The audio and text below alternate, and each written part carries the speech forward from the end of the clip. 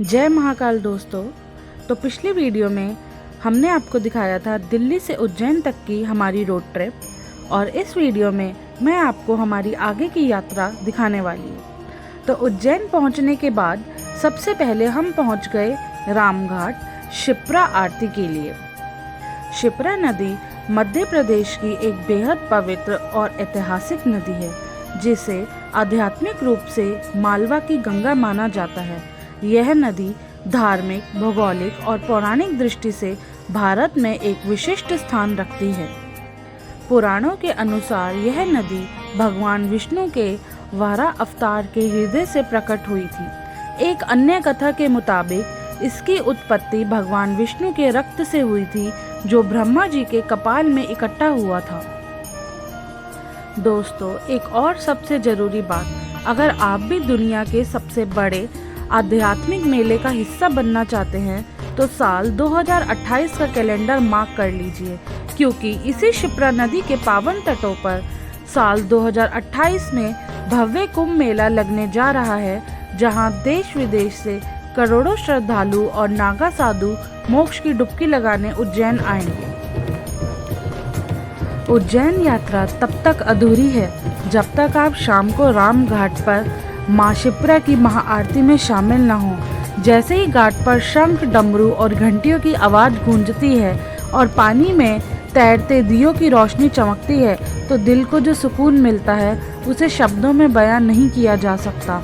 यहाँ बैठकर ऐसा लगता है जैसे मन की सारी चिंताएं और थकान एक पल में गायब हो गई हों।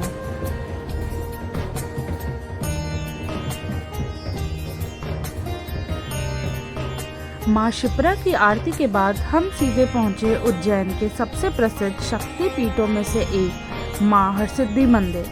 मंदिर प्रांगण में कदम रखते ही हमारी नज़र उन दो विशाल लगभग 50 फीट ऊंचे काले दीप स्तंभों पर पड़ी।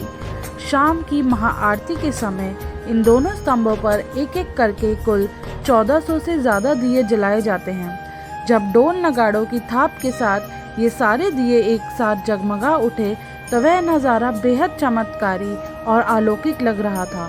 ऐसा लगा मानो साक्षात देवलोक धरती पर उतर आया हो।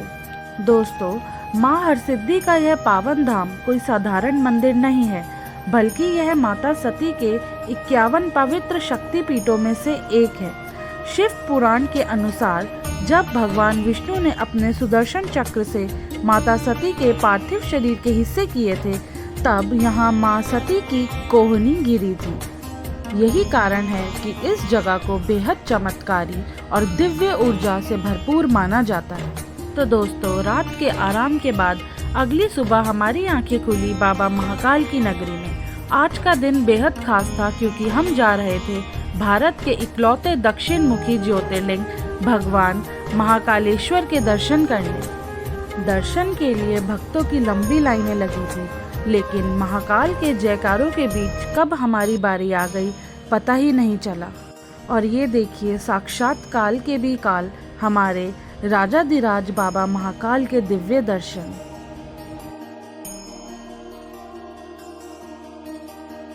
सो गाइस, महाकाल के दर्शन के बाद हम पहुंच गए हैं नाश्ता करने के लिए। नाश्ते में हमने जलेबी फाफड़ा ट्राई किया और साथ में हमारे फेवरेट आलू के पराठे। देन हमने पी गर्मा गर्म चाय।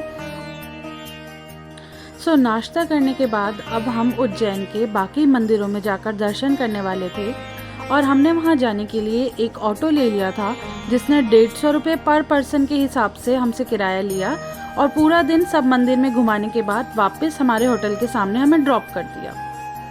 सो सबसे पहले हमने श्री स्थिरमन गणेश मंदिर में गणेश जी के दर्शन किए। पौराणिक मान्यताओं के अनुसार इस पवित्र स्थान पर स्वयं भगवान श्री राम और लक्ष्मण जी ने भगवान गणेश जी की प्रतिमा स्थापित की थी। कहा जाता है कि वनवास के दौरान अपने मन को एकाग्र और शांत करने के लिए भगवान राम द्वारा इस स्थान पर गणपति बप्पा की पूजा अर्चना की गई थी। सो गणपति बाप्पा के दर्शन के बाद हम पहुंचे माँ गढ़कालिका मंदिर, जहां हमने माँ कालिका के दर्शन किए। धार्मिक मान्यताओं के अनुसार जब भगवान शिव माता सती के पार्थिव शरीर को ले जा रहे थे, तब इस स्थान पर माता सती का ऊपरी होठ गिरा था। इस कारण यह जागृत शक्तिपीठ माना जाता है। यह भी कहा जाता है कि महाकवि कालिदास ने यही माँ गढ़कालिका की तपस्या की और माँ के आशीर्वाद से उन्हें अद्भुत ज्ञान और काव्य की प्रतिभा प्राप्त हुई। देवियों में कालिका को सबसे महत्वपूर्ण माना गया है। गढ़कालिका के मंदिर में माँ कालिका के दर्शन के लिए रोज हजारों भक्तों की भीड़ जुटती है। गढ़ नामक स्थान पर होने के कारण गढ़कालिका हो गया। माना जाता है कि इसकी स्थापना महाभारत काल में हुई थी, लेकिन मूर्ति सतयुग के काल की ही है।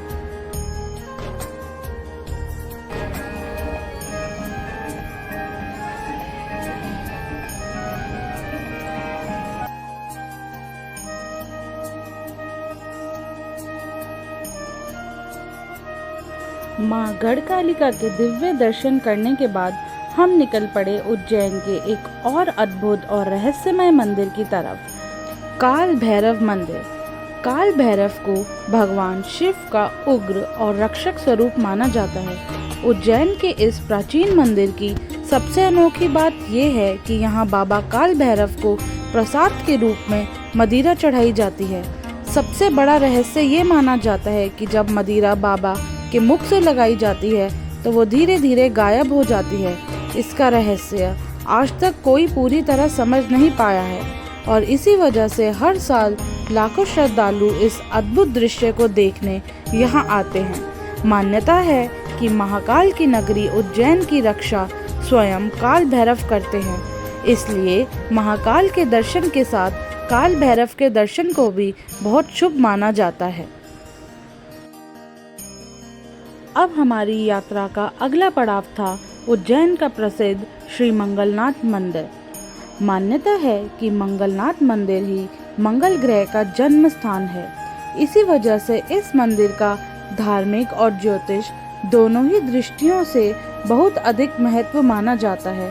देश के कोने कोने से लोग यहाँ दर्शन और पूजा के लिए आते हैं। जिन लोगों की कुंडली में मंगल दोष होता है वे यहाँ विशेष मंगल शांति पूजा करवाते हैं। मंगल दोष के अशुभ प्रभाव को शांत कराने की प्रार्थना की जाती है और जीवन में सुख शांति और सकारात्मकता का आशीर्वाद मिलता है। दर्शन के दौरान एक और बात ने हमारा ध्यान खींचा। आमतौर पर शिव मंदिरों में शिवलिंग के सामने नंदी महाराज विराजमान होते हैं, लेकिन यहाँ ऐसा नहीं है। यहाँ शिवलिंग के सामने मेष यानी भेड़ की प्रतिमा स्थापित है। मान्यता है कि मेष मंगल देव का वाहन है और इसी वजह से इस मंदिर की ये परंपरा इसे अन्य शिव मंदिरों से अलग बनाती है।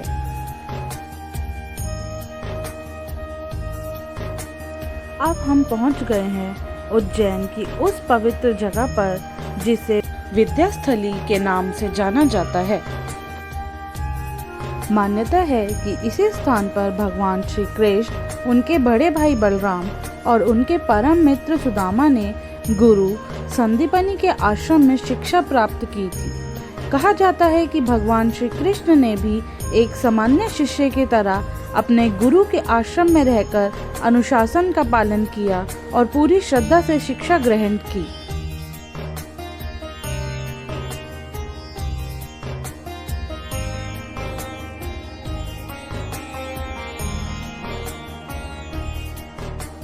आश्रम में हमें 14 विद्याओं की सुंदर गैलरी भी देखने को मिली। मान्यता है कि भगवान श्री कृष्ण ने अपने गुरु संदीपनी से वेद, यज्ञ विधि, चिकित्सा, धनुर्विद्या, ज्योतिष, नीति और जीवन से जुड़ी अनेक विद्याओं का ज्ञान प्राप्त किया। आगे चलकर उन्होंने 64 कलाओं में भी महारत हासिल की।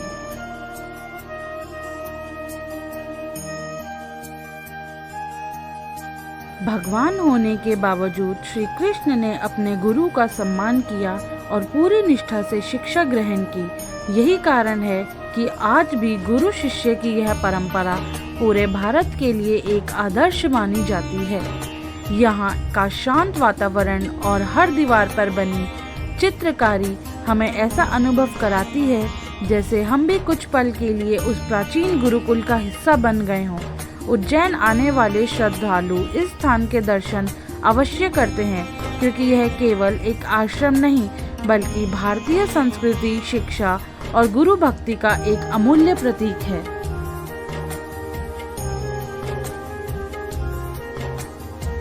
तो दोस्तों, शाम हो चुकी थी और हम आ चुके हैं सीधा भव्य श्री महाकाल लोक कॉरिडोर में। लगभग 900 मीटर लंबे इस रास्ते पर भगवान शिव के अलग अलग रूपों की 100 से ज़्यादा भव्य मूर्तियां और स्तंभ बनाए गए हैं, जो सीधे शिव पुराण की कहानियों जैसे शिव तांडव और शिव पार्वती विवाह को दर्शाते हैं। रात की लाइटों में यह जगह सच में किसी देवलोक जैसे सुंदर लगती है।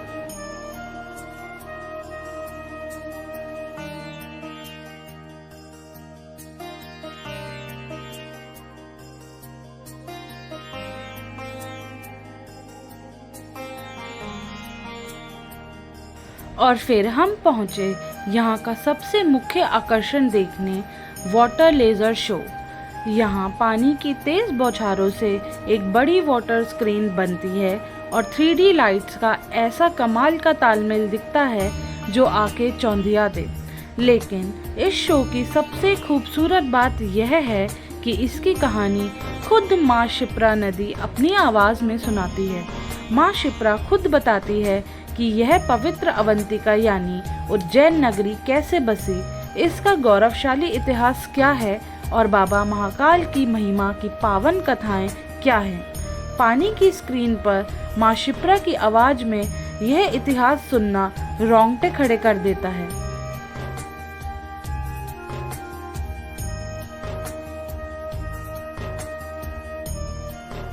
महागाथाएं इतनी विस्तृत है कि वे काल और अंतरिक्ष की सीमाओं को पार कर सकती हैं।